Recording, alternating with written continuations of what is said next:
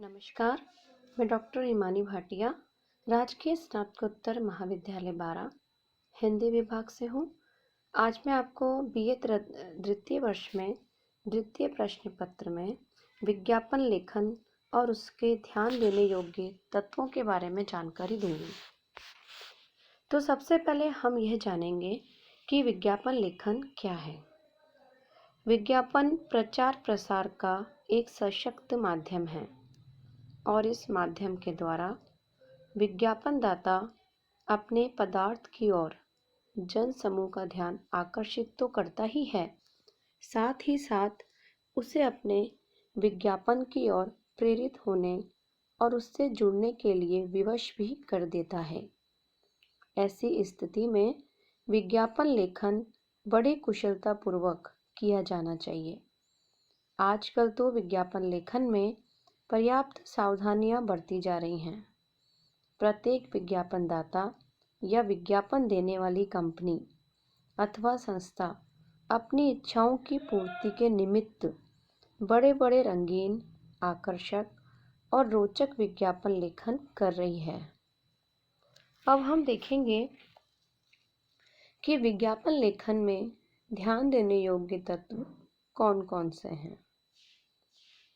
विज्ञापन लेखन में हम देखते हैं कि ध्यानाकर्षण, शीर्षक निर्धारण, आकर्षण शब्द चयन, संतुष्टि सृजन, जानकारी संप्रेषण, रुचि संप्रेषण, दृश्य श्रव्य संयोजन, अंत ध्यातव्य और विज्ञापन संप्रेषण। विज्ञापन लेखन साधारण और सरल कार्य नहीं है। आज तो विज्ञापन लेखन के कार्य को बड़ी ही गंभीरता से लिया जा रहा है। अपने उत्पाद की प्रसिद्धि, उसकी गुणवत्ता और श्रेष्ठता को व्यक्त करने के लिए आकर्षक ढंग से विज्ञापन लिखे जा रहे हैं। विज्ञापन लिखने में विज्ञापनदाता की रुचि, उसकी बुद्धि और उसकी सूक्ष्म दृष्टि को भी ध्यान में रखा जाता है। अतः विज्ञापन लेखन में जिन तत्वों का ध्यान रखा जाता है वे इस प्रकार हैं। पहला है ध्यानाकर्षण। विज्ञापन लेखन में लेखक को उत्पादन और उपभोक्ता दोनों से संबंधित जानकारी को ध्यान में अवश्य रखना चाहिए। तात्पर्य यह है कि विज्ञापन लेखन के दौरान केवल विज्ञापनदाता या उत्पादन करने वाले के दृष्टिकोण को ध्यान में रखना ही आवश्यक नहीं है, अपितु उपभोक्ता की स्थिति और उसके मनोभावों को भी ध्यान में रखना आवश्यक होता है। जब तक हम इन सभी चीज़ों का ध्यान नहीं रखेंगे, तब तक उत्पादन और उपभोक्ता का ध्यान उन चीज़ों की तरफ आकर्षित नहीं होगा। सेकंड पॉइंट है हमारा शीर्षक निर्धारण। जो विज्ञापन लेखन का कार्य करता है, उसे पहले विज्ञापन का शीर्षक चुनना चाहिए। शीर्षक का चयन किसी भी विज्ञापन की आत्मा कही जा सकती है। शीर्षक में विज्ञापन लेखक को विश्वास, सुझाव और कौतूहल आदि का ध्यान भी रखना चाहिए। शीर्षक चुनने के बाद विज्ञापन के उपशीर्षक भी बनाए जा सकते हैं। इन उपशीर्षकों में उत्पाद की विशेषताएं, उसकी गुणवत्ता और उपभोक्ता की आवश्यकताओं को ध्यान में रखकर ही विज्ञापन लिखना चाहिए। थर्ड पॉइंट है हमारा आकर्षक शब्द चयन। जैसे कि इन शब्दों से ही पता चल रहा है कि शब्दों का चयन ऐसा होना चाहिए जो सामने वाले को आकर्षित कर सके। विज्ञापन लेखन एक प्रकार की कला है। उपभोक्ता सभी वर्गों के होते हैं, अतः विज्ञापन लिखते समय भाषा अथवा कहें कि शब्दावली के चयन में सतर्कता बरतनी चाहिए। विज्ञापन की भाषा सीधी, सरल और स्पष्ट होनी चाहिए ताकि जो भी बात हम कहने जा रहे हैं सामने वाले को वो बात समझ में आए और उस बात का पूरा प्रभाव सामने वाले के मस्तिष्क और हृदय पर पूरी तरीके से पड़े। ऐसे शब्दों का चुनाव होना चाहिए जो सीधे उपभोक्ता के मन मस्तिष्क में प्रवेश करते हुए उसे पदार्थ विशेष के प्रति आकर्षित कर सकें और उपभोक्ता संबंधित पदार्थ की विशेषता को आसानी से समझ सके। नेक्स्ट पॉइंट है हमारा संतुष्टि सृजन।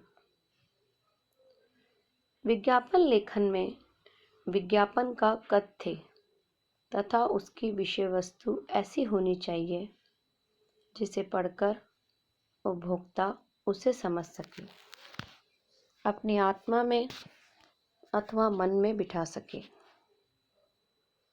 एक प्रकार से उपभोक्ता को विज्ञापन की विषय वस्तु को पढ़कर संतोष का अनुभव होना चाहिए।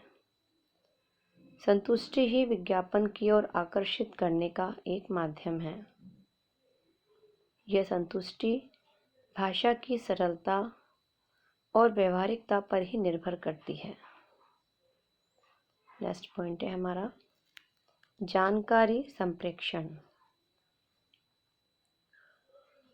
विज्ञापन लेखक को विज्ञापन तैयार करते समय इस बात का विशेष ध्यान रखना चाहिए कि उसके द्वारा विज्ञापित की जा रही वस्तु कहाँ और किस प्रकार उपलब्ध हो सकेगी।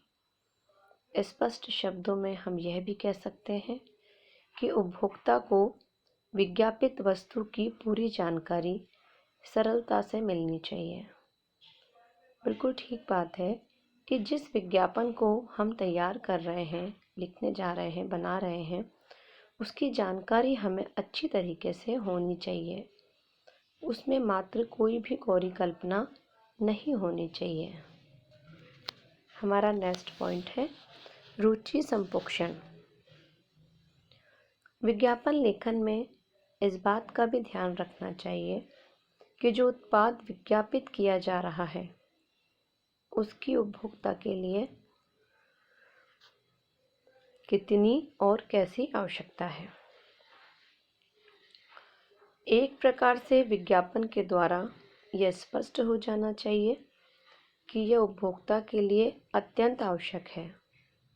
ऐसा होने से ही उपभोक्ता विज्ञापन में संकेतित पदार्थ की ओर आकर्षित हो सकेगा। नेक्स्ट है हमारा दृश्य श्रव्य संयोजन।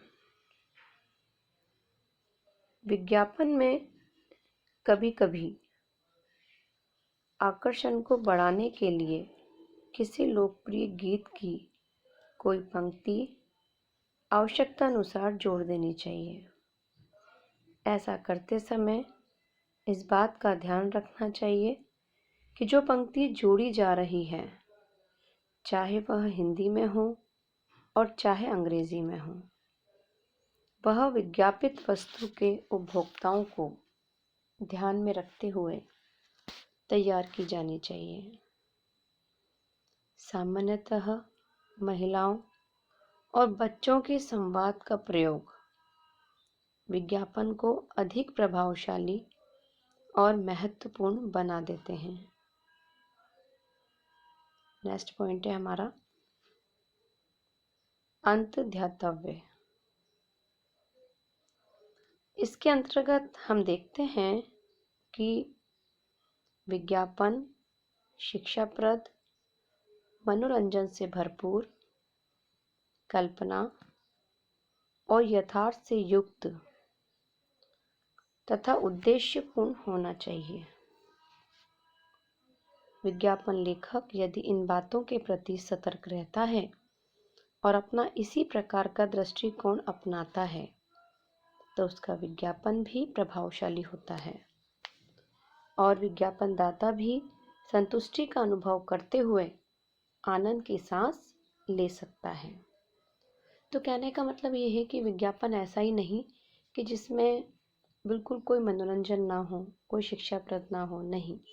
विज्ञापन ऐसा होना चाहिए जो शिक्षाप्रद भी हो, मनोरंजन से भरपूर भी हो, कल्पना यथार्थ से युक्त हो और उस विज्ञापन का कोई ना कोई उद्देश्य जरूर होना चाहिए। क्योंकि जब तक ऐसे विज्ञापन नहीं होंगे जिनका कोई उद्देश्य होगा, तब तक वो विज्ञापन लोगों को अच्छा नहीं लगेगा, लोगों के मस्तिष्क और हृदय को नहीं छू सकेगा। तो हमें ये ध्यान में रखना चाहिए कि हम जिस विज्ञापन को तैयार कर रहे हैं उसमें ये सारी खूबियाँ होनी चाहिए। नेक्स्ट है हमारा विज्ञापन संप्रेषण। विज्ञापन लिखते समय इस बात का भी ध्यान रखना चाहिए कि ऐसे लेखन में आश्चर्य और चकित होने का भाव अवश्य होना चाहिए। जिस विज्ञापन में जिज्ञासा और चौंकने का भाव नहीं होता है उसकी ओर जन सामान्य आकर्षित नहीं होता है। जैसे हम कोई नाटक देखते हैं, कोई कविता पढ़ते हैं, कोई कहानी सुनते हैं, हमारे अंदर ये जिज्ञासा होती है कि इसके नेक्स्ट चरण में, इसके अगले चरण में अब क्या होगा। जब तक उस नाटक में, उस कविता, उस कहानी में ये चीज़ नहीं होगी तब तक वो उतना प्रभावशाली नहीं बन पाएगा। इसलिए विज्ञापन में भी इस चीज़ का होना बहुत अत्यंत जरूरी है कि एकदम से आश्चर्यचकित वाला भाव होना चाहिए कि व्यक्ति ये सोचने पर मजबूर हो जाए कि इसके अगले ही क्षण में अब क्या होगा और वो हमारा विज्ञापन देखने पर मजबूर हो जाए।